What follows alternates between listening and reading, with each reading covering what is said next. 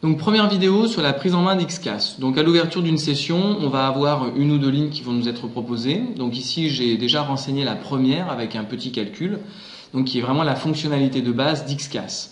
Un calculateur, une calculatrice sur ordinateur, puissante puisque les résultats, par exemple ici, me sont donnés sous la forme de fractions directement.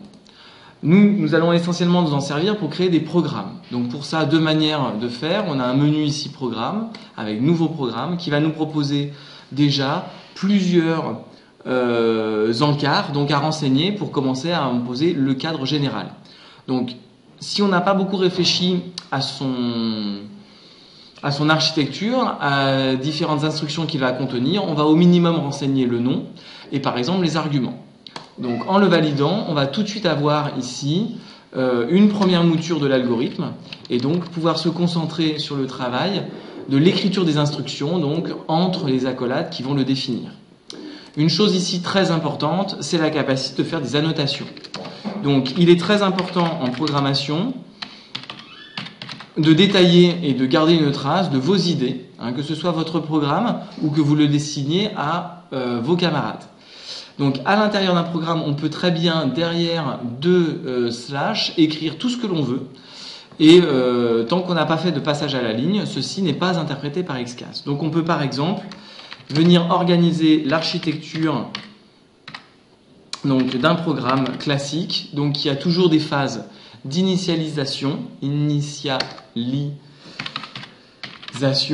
on va écrire un certain nombre d'instructions. On va avoir ensuite le corps du programme, donc constitué d'instructions, de boucles, de tests, et enfin donc les affichages ou retours.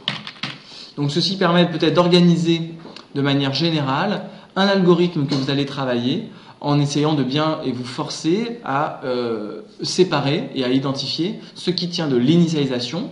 Donc donner des valeurs aux variables pour que le programme puisse tourner, le corps du programme, définir les instructions, le choix des boucles, les tests, et enfin ce que je souhaite récupérer en retour du fonctionnement de ce programme-là.